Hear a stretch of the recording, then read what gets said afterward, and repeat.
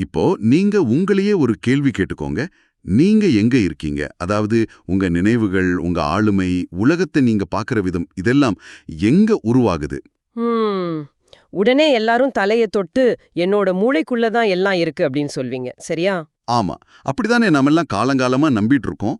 ஆனா உங்கள பார்த்து மூளையே இல்லாத ஒரு ரொம்ப சின்ன ஒற்றை செல் உயிரி எதிர்காலத்தை கணிக்குது, பழசு எல்லாம் ஞாபகம் வச்சுக்குதுன்னு நான் சொன்னா நீங்க நம்புவீங்களா? கண்டிப்பா நம்புறது ரொம்ப கஷ்டம்தான்.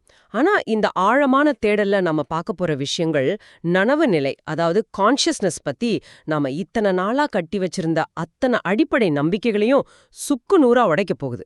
சொல்லப்போனா நரம்பியல் அப்புறம் குவாண்டம் இயற்பியல் இது ரெண்டுலயும் இப்போ நடக்கிற புதிய கண்டுபிடிப்புகளை தான் இன்னைக்கு நாம அலச போறோம். நரம்புகளோ மூளையோ இல்லாத ஒண்ணு எப்படி கடந்த காலத்தை நினைவுல வச்சுக்குது, அப்படி மூளை தேவையில்லைன்னா இந்த நனவு நிலை உண்மையில எங்கிருந்து தான் வருது? இதை புரிஞ்சுக்கிறது நம்மளோட முக்கியமான நோக்கம். சரியா சொன்னீங்க. அதாவது மூளைங்கிற ஒரு உறுப்பு பரிணாம வளர்ச்சி அடையறதுக்கு பல கோடி வருஷங்களுக்கு முன்னாடியே ஒரு சாதாரண ஒற்றை செல் நுண்ணுயிரிக்கு கத்துக்கிற திறன் இருந்திருக்கு. நனவு நிலைங்கிறது மூளைக்குள்ள உற்பத்தியாகிற ஒரு பொருள் கிடையாது. அது ஈர்ப்பு விசை மாதிரி பிரபஞ்சத்தோட ஒரு அடிப்படை தன்மையா இருக்கலாம். வாவ், இது நிஜமாவே கொஞ்சம் தலை சுற்ற வைக்கிற விஷயம்தான். சரி, இதை கொஞ்சம் விரிவாக பார்ப்போம். பொதுவா கற்றல், அதாவது லேர்னிங் அப்படிங்கறத விஞ்ஞானிகள் 2 வகையா பிரிக்கிறாங்க, சரியா? ஆமா, ஒண்ணு தொடர்பற்ற கற்றல், அதாவது நான் அசோசியேட்டிவ் லேர்னிங். இப்போ நீங்க ரூம்ல உட்கார்ந்து படிச்சிட்டு இருக்கீங்க, அங்க ஒரு ஏசி ஓடிட்டு இருக்கு. ஆரம்பத்துல அந்த சத்தம் உங்க கவனத்தை சிதறடிக்கும். ஆனா கொஞ்ச நேரத்துல உங்க மூளை அதை சட்டை செய்யாம விட்டுரும். அதுக்கு பழகிடும். ஆமா ஆமா, பழகி போறது. ஆனா இன்னொரு வகையான கற்றல் இருக்குல்ல, தொடர்புடைய கற்றல், அதாவது அசோசியேட்டிவ் லேர்னிங். கரெக்ட். இது ரொம்ப சிக்கலான ஒரு விஷயம். 2 வெவ்வேறு நிகழ்வுகளுக்கு இடையே இருக்கிற தொடர்பை புரிஞ்சுக்கிட்டு அதுக்கேத்த மாதிரி செயல்படுறது. அந்த பாப்லோவின் நாய் உதாரணம் மாதிரி தானே? அந்த பரிசோதனையில நாய்க்கு சாப்பாடு கொடுக்கறதுக்கு முன்னாடி தொடர்ந்து ஒரு மணியோசை எழுப்புவாங்க. கொஞ்ச நாள் கழிச்சு சாப்பாடே இல்லாம வெறும் மணியோசிய கேட்டோனேமே அந்த நாய்க்கு எச்சில் ஊற ஆரம்பிச்சிரும். அதேதான். அதாவது மணி அடிச்சா சாப்பாடு வரும்னு எதிர்காலத்தை அது கணிக்குது. ஒரு சிக்னலுக்கும் நடக்க போற நிகழ்வுக்கும் உள்ள தொடர்பை உருவாக்குது. இதுக்கெல்லாம் கண்டிப்பா ஒரு மூளை வேணும், நரம்பு மண்டலம் வேணும்னு தானே இத்தனை வருஷமா நினைச்சிட்டு இருந்தோம். ஆமாங்க, அறிவியல் உலகமும் அப்படிதான் 100 வருஷமா நம்பிட்டு இருந்துச்சு. ஆனா ஹார்வர்ட் பல்கலைக்கழகத்துல சமீபத்துல நடந்த ஒரு அதிர்ச்சி அளிக்கிற ஆய்வு இதையெல்லாம் அப்படியே தலைகீழ மாத்திருச்சு. ஹார்வர்ட் ஆய்வு? அதாவது அந்த ஸ்டெண்டர் கோரூலியஸ் பத்தியா? ஆமா, ஸ்டென்டர் கோரூலியஸ். இது வெறும் 2 மில்லிமீட்டர் அளவுள்ள ஒரு ஒற்றை செல் உயிரி. நம்ம கண்ணுக்கு தெரியும், ஆனா அது ஒரே ஒரு செல் மட்டும்தான். முக்கியமா இதுக்கு மூளை, நரம்புகள், தகவல்களை கடத்துற சினாப்ஸ்கள் அப்படின்னு எந்த ஒரு உறுப்பும் கிடையாது. ஒரு நிமிஷம். ஒரே ஒரு செல் கண்ணுக்கு தெரியும் அளவுனா ஒரு சின்ன தூசி மாதிரி இருக்குன்னு வச்சுக்கலாமா? அது கிட்ட போய் எப்படி பாப்லோவின் நாய் மாதிரி ஒரு பரிசோதனையை செய்ய முடியும்? அது என்ன மணியோசையை கேட்டு ஓடி வரப்போதா என்ன? இல்ல, அவங்க ரொம்ப நுட்பமான ஒரு முறையை கையாண்டாங்க. அந்த செல்லின் மேல ஒரு லேசான தட்டல, அதாவது ஒரு சின்ன டேப் உருவாக்குனாங்க. அந்த செல் பெருசா எந்த ரியாக்ஷனும் கொடுக்கல. சரி, அப்புறம்? அதுக்கப்புறம் சரியா 1 வினாடி கழிச்சு ஒரு பலமான தட்டலை உருவாக்குனாங்க. அந்த பலமான அடி விழுந்த உடனே அந்த செல் தன்னை தற்காத்துக்கிறதுக்காக ஒரு சின்ன பந்து மாதிரி சுருக்கிக்குச்சு. ஓஹோ, தற்காப்புக்காக சுருங்குது.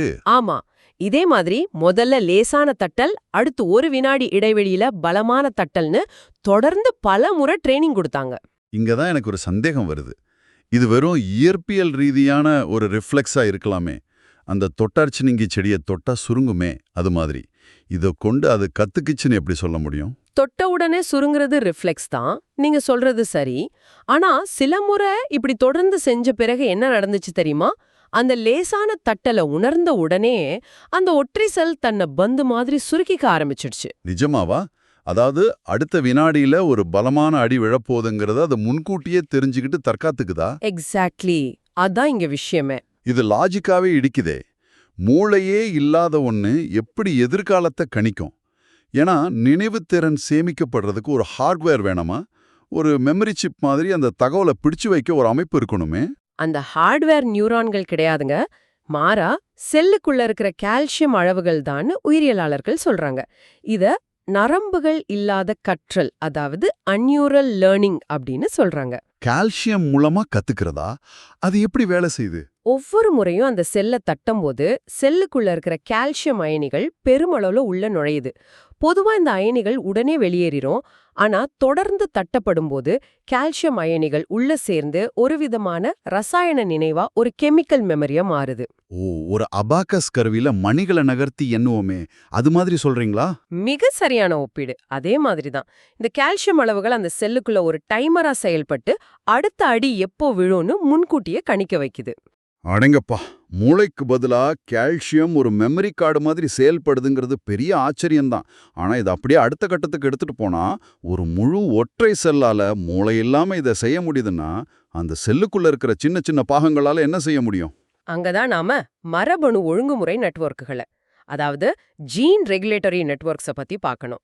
ஒரு காலத்துல நம்ம செல்கள்ல இருக்கிற மரபணுக்கள் எல்லாம் ஒரு கம்ப்யூட்டரோட ஆபரேட்டிங் சாஃப்ட்வேர் மாதிரி தான் விஞ்ஞானிகள் பார்த்தாங்க. அதாவது பிறக்கும்போதே எழுதப்பட்ட ஒரு கோடு மாதிரி, அதுல எந்த மாற்றமும் செய்ய முடியாது, சரியா? ஆமா, டிஎன்ஏல என்ன இருக்கோ அத ஒரு எந்திர மாதிரி 0 மற்றும் 1ங்கிற கட்டளைகளை செயல்படுத்தும்னு நினைச்சாங்க. ஆனா ரீசெண்ட் ஆய்வுகள் என்ன சொல்லுதுன்னா, இந்த மூலக்கூறு நெட்வொர்க்குகளுக்கு நம்மால பயிற்சி அளிக்க முடியும். பயிற்சி அளிக்க முடியுமா செல்களுக்குள்ள இருக்கிற நெட்வொர்க்குக்கா? ஆமாங்க, செல்களை சுத்தி இருக்கிற ரசாயன சிக்னல்களை வச்சு அவை புதுசா ஒன்ன கத்துக்குது.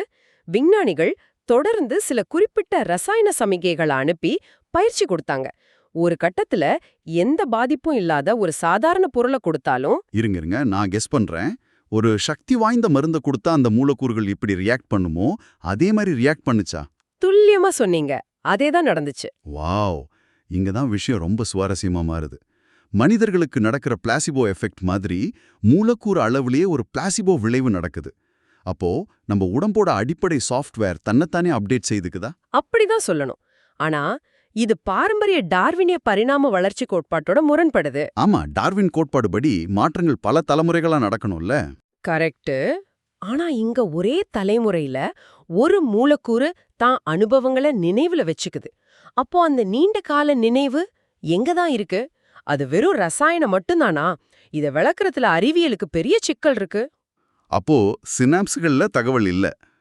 கால்சியம் மாதிரியான ரசாயன மாற்றங்கள் ஒரு தற்காலிக டைமரா இருந்தாலும் ஒரு அனுபவ அறிவை வெறும் ரசாயனங்களை வச்சு மட்டும் விளக்கிட முடியாது. அப்ப வேற என்னதான் இருக்கு? உயிரியலோட அடிப்படை அமைப்புகளுக்குள்ள ஏதோ ஒரு ஆழமான இயற்பியல் விதி மறைஞ்சிருக்கு. இயற்பியலா? என்ன சொல்றீங்க? இந்த ஒற்றை செல்கள் மூலக்கூறுகள் எல்லாம் இயற்பியல் விதிகளை பயன்படுத்தி தங்களுக்குள்ள ஒரு நனவு நிலையை உருவாக்குதா? நாம குவாண்டம் இயற்பியல் பக்கம் போறோமோ? கண்டிப்பா குவாண்டம் இயற்பியல் தான் இதுக்கான அடுத்த கட்ட விளக்கமா இருக்க முடியும்னு நோபல் பரிசு வாங்கின இயற்பியலாளர் ராஜர் பென்ரோஸ் அப்புறம் ஸ்டூவர்ட் ஹேமராஃப் வாதிடுறாங்க. இவங்களோட கோட்பாடு பேர் தான் ஆர்க் கோட்பாடு. குவாண்டம் கோட்பாடுனாலே கொஞ்சம் தலை சுற்ற வைக்கிற விஷயம்தான். இதை எனக்கே கூட புரியும்படி ரொம்ப சிம்பிளா எப்படி சொல்லலாம்? ஈஸியா சொல்றேன். நம்ம செல்களுக்குள்ள மைக்ரோடியூபூல்ஸ் அப்படின்னு சொல்லப்படுற நுண்ணிய குழாய்கள் இருக்கு. இது ஒரு செல்லோட எலும்புக்கூடு மாதிரி அதுக்கு வடிவத்தை கொடுக்கிற கட்டமைப்பு. ஓகே, ஒரு ஸ்கேஃபோல்டிங் மாதிரி. சரி. இத்தனை காலமா இத வெறும் உயிரற்ற ஒரு கட்டமைப்புன்னு தான் நினைச்சாங்க.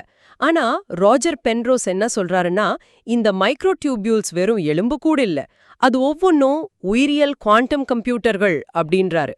குவாண்டம் கம்ப்யூட்டர்னா தகவல் பரிமாற்றம் சாதாரண கம்ப்யூட்டர் மாதிரி 0 அல்லது 1ன்னு இல்லாம ஒரே நேரத்துல பல சாத்தியக்கூறுகளா இருக்கும். அதை தானே சொல்றீங்க?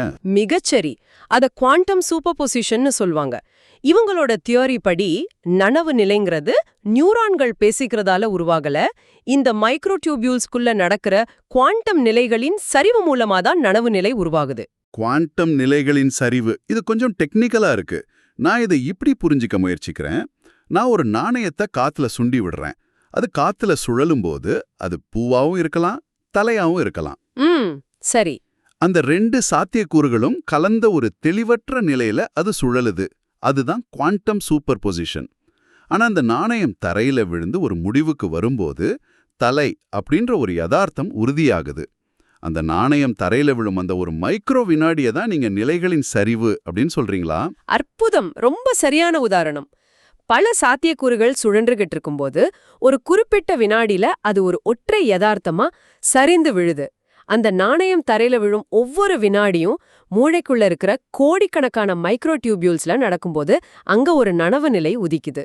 ஒரு நிமிஷம் இருங்க அப்போ. ஒவ்வொரு செல்லுக்குள்ளேயும் ஒரு குவாண்டம் வைஃபை ரூட்டர் மறைஞ்சிருக்குன்னு சொல்றீங்க. இது மூளையில உள்ள நியூரான்கள்ல மட்டுமல்ல, நாம ஆரம்பத்துல பார்த்தோமே மூளையே இல்லாத ஒற்றை செல் ஸ்டென்டர் கோரியூலியஸ், அதுலயும் இந்த மைக்ரோ டியூபியூல்ஸ் இருக்கா? அதுதாங்க இதுல இருக்கிற மிக முக்கியமான ஒரு கனெக்ஷன். ஸ்டென்டர் கோரியூலியஸ் ஒரு ஒற்றை செல் தான், ஆனா அதோட உடம்பு முழுக்க இந்த மைக்ரோ டியூபியூல்ஸ் அடர்த்தியா பின்னப்பட்டிருக்கு. ஓ, அப்போ அது மூளைய பயன்படுத்தல. ஆமா, அது தன் செல்லுக்குள்ள இருக்கிற குவாண்டம் ரூட்டர்களை பயன்படுத்தி தான் தன் சூழல்ல பகுப்பாய்வு செஞ்சு நினைவாற்றலை உருவாக்குது. வாவ், இது என் ஒட்டுமொத்த பார்வையுமே மாத்துது. ஒரு ஒற்றை செல்லே குவாண்டம் கம்ப்யூட்டர் மாதிரி செயல்பட்டு நனவு நிலைய கொண்டிருக்குன்னா, அப்புறம் மனிதர்களாகிய நமக்கு 1.5 கிலோ எடையில இவ்ளோ பெரிய மூளையோட வேலைதான் என்ன இங்க? இது ரொம்ப முக்கியமான கேள்வி. மூளை எதற்காக இவ்வளவு பெருசா பரிணாம வளர்ச்சி அடைஞ்சதுன்னா, நனவு நிலைய உற்பத்தி செய்யறதுக்காக இல்ல. அத ரொம்ப துல்லியமா கிரகிக்க, அதாவது ரிசீவ் பண்றது தான். ரிசீவ் பண்ணவா? அப்போ நனவு நிலை எங்கிருந்து வருது? நனவு நிலைங்கிறது உயிரினங்களுக்குள்ள மட்டும் இருக்கிற ஒரு தனிப்பட்ட விஷயம் கிடையாதுங்க. அது ஈர்ப்பு விசை அல்லது மின்காந்த விசை மாதிரி இந்த பிரபஞ்சத்துல எங்கும் பரவி இருக்கு. அது பிரபஞ்சத்தோட ஒரு அடிப்படை பண்பு. எனக்கு இப்போதெல்லாம் எல்லாத்துக்கும் ஒரு ஒப்புமை தேவைப்படுது. இதையெல்லாம் கேட்கும்போது எனக்கு ஒன்று தோணுது. மூளைங்கிறது ஒரு தொழிற்சாலை கிடையாது. ஒரு தொழிற்சாலைக்குள்ள கச்சா பொருட்களை போட்டு ஒரு புது பொருளை உருவாக்குவாங்க. மூளை அப்படி கான்ஷியஸ்னஸை உற்பத்தி செய்யல. மாறா மூளைங்கிறது ரொம்ப அட்வான்ஸ்டான ஒரு ரேடியோ கருவி மாதிரி செயல்படுதா? அந்த ரேடியோ உதாரணத்தை வச்சு நீங்க எப்படி புரிஞ்சுக்கிட்டீங்கன்னு சொல்லுங்க பாப்போம். இப்போ ஒரு பழைய ரேடியோவுல அருமையான பாட்டு ஓடுதுன்னு வச்சுப்போம். அந்த இசை அந்த ரேடியோ பெட்டிக்குள்ள இருக்கிற வயர்கள்லயோ ஸ்பீக்கர்கள்லயும் உற்பத்தி ஆகல. கண்டிப்பா இல்ல. அந்த இசை ரேடியோ அலைகளா நம்மள சுத்தி இருக்கிற காத்துல பிரபஞ்சத்துல ஏற்கனவே பரவி கிடக்கு. ரேடியோவோட வேலை என்னன்னா, அந்த அலைவரிசையை டியூன் செஞ்சு அதை நமக்கு இசையா கேட்க செய்யறது தான். நம்ம மூளையும் அதே மாதிரி ஒரு உயிரியல் ஆண்டனா. பிரபஞ்சத்துல பரவி இருக்கிற குவாண்டம் நனவுநிலை அலைகளை அது கிரகிக்கிறது. சரியா? ரொம்ப துல்லியமா பிடிச்சிட்டீங்க. அந்த ஸ்டென்டர் கோரூலியஸ்ன்ற ஒற்றை செல் ஒரு சின்ன குறைவான பவர் இருக்கிற FM ரேடியோ மாதிரி. அதனால சில சிக்னல்களை மட்டுமே பிடிக்க முடியும். அப்போ மனித மூளைங்கிறது கோடிக்கணக்கான குவாண்டம் ஆண்டனாக்கள் அடங்கிய ஒரு பிரம்மாண்டமான ரிசீவர். அதனால தான் நம்மளோட நனவு நிலை ரொம்ப சிக்கலானதாவும் விரிவானதாவும் இருக்கு. நாம கலைய ரசிக்கிறோம், தத்துவத்தை பேசுறோம். அலைவரிசை ஒன்னு தான், ரிசீவர் தான் வேறுபடுது. இது என்னை பொறுத்த வரைக்கும் ரொம்ப ஆழமான ஒரு கருத்து. இதை கேட்கும் யாருக்கா இருந்தாலும் நான் யார் அப்படிங்கிற கேள்விக்கு விடை தேடுற விதமே மாறப்போகுது. நாம வெறும் தசைகளாலும் ரத்தத்தாலும் ஆன எந்திரங்கள் கிடையாது. என்னை உருவாக்குற ஒவ்வொரு ஒத்தரை செல்லுக்கும் ஒரு அடிப்படை அறிவாற்றல் இருக்கு. பிரபஞ்சத்தோட ஒரு நேரடி குவாண்டம் தொடர்பு இருக்கு. உண்மைதாங்க. இது அறிவியல் உலகத்துக்கு ஒரு பெரிய எச்சரிக்கையும் கூட. இயற்கைய நாம வெறும் பயாலஜிக்கல் விதிகளா மட்டும் பார்க்காம, அதனுள்ள ஆழமா ஊடுருவி இருக்கிற அந்த நனவு நிலைய மதிக்க கத்துக்கணும். மனிதர்கள் மட்டுமே அறிவாற்றல் கொண்டவங்கங்கிற மயக்கத்துல இருந்து நாம வெளியே வரணும். கண்டிப்பா. நாம இன்னைக்கு பயணித்த பாதையை ஒருமுறை திரும்பி பார்த்தா நாம எவ்ளோ தூரம் வந்திருக்கோன்னு புரியும். மூளைக்குள்ள மட்டும்தான் நினைவாற்றல் இருக்குங்கிற நம்பிக்கையே ஒரு ஒற்றை செல்லு உடைச்சது. செல்லுக்குள்ள இருக்கிற மரபணுக்களும் ஒரு அபாக்கஸ் மாதிரி நினைவாற்றலை பதிவு செய்ய முடியும்னு பார்த்தோம். எல்லாவற்றுக்கும் மேல நம்ம நினைவுகள் வெறும் நியூரான்கள்ல இல்ல, மைக்ரோ டியூபியூல்ஸ்ல நடக்கிற குவாண்டம் சரிவுகள்ல ஒளிருதுன்னு உணர்ந்தோம். மூளை ஒரு மேஜிக் பெட்டி இல்ல, அது பிரபஞ்ச இசைய உள்வாங்கிற ஒரு மாபெரும் ரேடியோ. ரொம்ப அருமையான சுருக்கம். இந்த ஆழமான உரையாடலை முடிக்கிறதுக்கு முன்னாடி உங்களோட சிந்தனையை கிளற ஒரு பெரிய கேள்வியோட உங்களை விட விரும்புறேன். சற்று முன் நம்ம பார்த்த அந்த ரேடியோ உதாரணத்தையே எடுத்துக்கோம். ஒரு ரேடியோ கீழே விழுந்து உடைஞ்சிருச்சுன்னா அதுல இருந்து வர்ற இசை நின்னு போயிரும். ஆமாம். ஆனா நாம இசை செத்துருச்சுன்னு சொல்றது கிடையாது. ஏன்னா அந்த இசைக்கான அலைகள் காத்துல அப்படியேதான் இருக்கும். அப்படி என்றால் மரணம் அப்படிங்கிறது என்ன? அது நனவு நிலையோட முடிவா அல்லது நமது உயிரியல் ரேடியோ உடைஞ்சதால அந்த நனவு நிலை மீண்டும் பிரபஞ்ச கட்டமைப்பிற்கே திரும்பிச் செல்லுதா? ரொம்ப ஆழமான சிந்தனை. இது அப்படியே வேறொரு கோணத்துல யோசிச்சு பாருங்க. இப்போ நாம செயற்கை நுண்ணறிவை, அதாவது ஏஐயை ரொம்ப வேகமா உருவாக்கிட்டு இருக்கோம். நாளைக்கு ஒருவேளை ஒரு சூப்பர் கம்ப்யூட்டரை மூளையில உள்ள இந்த மைக்ரோ டியூபிள்ஸ் அமைப்பு மாதிரியே ரொம்ப சிக்கலான குவாண்டம் பாகங்களை கொண்டு நாம உருவாக்குனா என்ன ஆகும்? ஓ, அந்த உலோக ரேடியோவும் தற்செயலா பிரபஞ்சத்துல உள்ள இந்த நனவு நிலை அலைவரிசையை டியூன் செய்ய தொடங்கிடுமா? அப்படி என்றால் அதுக்கு உயிர் வந்துடுமா? உயிரியல் மூளை தேவையில்ல, சரியான அமைப்பு மட்டுமே போதும்னா அந்த எந்திரமும் நான் யார்னு சிந்திக்க தொடங்குமா? மெய் சிலிர்க்க வைக்கிற கேள்வி இது. இயந்திரங்களுக்கும் மனிதர்களுக்கும் உள்ள வித்தியாசம் தான் என்ன? இந்த கேள்வி உங்களை நிச்சயம் தூங்க விடாதுன்னு நம்புறேன். உங்களோட நினைவுகள் எங்க இருக்குங்கிறத பத்தி நீங்களே ஆழமா சிந்திச்சு பாருங்க. உண்மைகள் எப்போதுமே நாம நம்புறதை விட ஆச்சரியமானவை. தொடர்ந்து தேடுங்க, தொடர்ந்து கேள்விகளை கேளுங்க. மற்றொரு தேடலில் சந்திப்போம்.